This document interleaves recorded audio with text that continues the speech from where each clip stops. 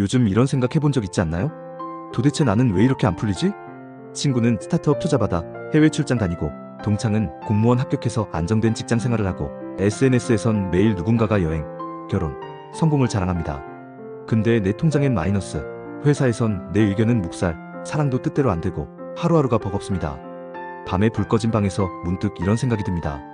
나는 그냥 안 되는 사람인가 봐. 그런데 말이죠, 이런 실패의 연속을 무려 20년 넘게 겪고도 결국 역사를 바꾼 사람이 있습니다. 그 사람은 천재도 아니었고 돈도 백도 스펙도 없었습니다. 그는 그저 포기하지 않은 평범한 사람이었죠. 그의 이름은 에이브러햄 링컨. 링컨의 인생은 처음부터 고난의 연속이었습니다. 그는 가난한 농부의 아들로 태어났습니다. 어릴 때 제대로 학교에 다닌 날은 1년도 안 되었습니다. 책을 사고 싶어도 돈이 없어 이웃집에 빌리러 다녀야 했죠.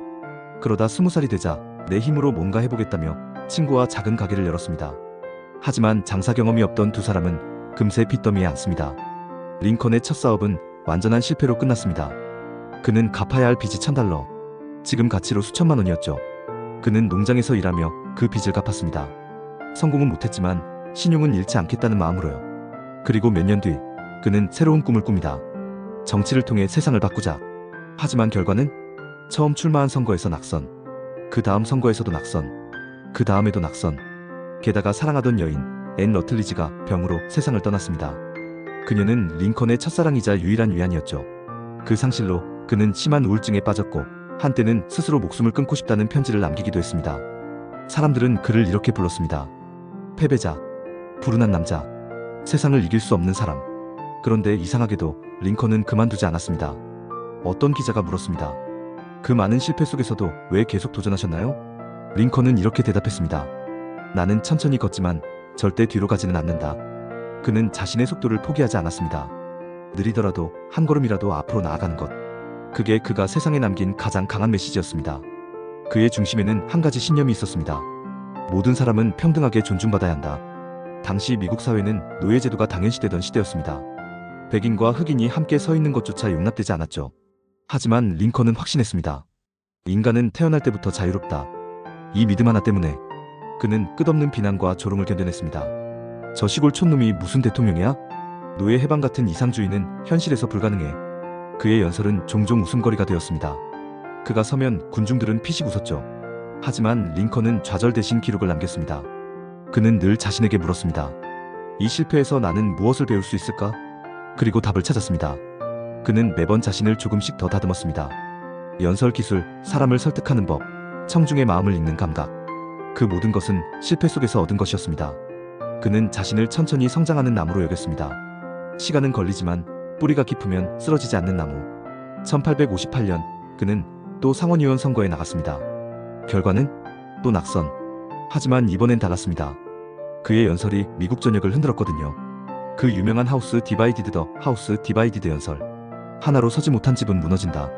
이 한 문장이 분열된 미국 사회에 던져진 경종이었습니다.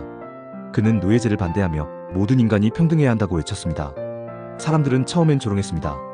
하지만 그 말은 점점 퍼져나가 정의의 언어로 기억되기 시작했습니다.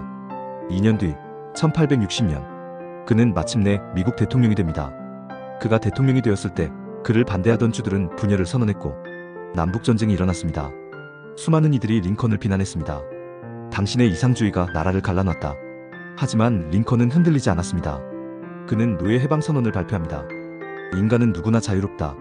그 한마디는 미국의 역사를 완전히 바꿔놓았습니다. 그리고 그가 죽은 뒤 사람들은 비로소 깨달았습니다. 그는 대통령이 아니라 시대의 양심이었다는 것을.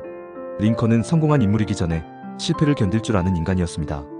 그의 인생은 완벽한 승리의 기록이 아닙니다. 수많은 낙선, 사업 실패, 사랑의 상처, 그리고 외로움. 그 모든 실패가 모여 단단한 내면이라는 결과를 만들었죠. 링컨은 말했습니다. 내가 서 있는 자리가 바로 역사다.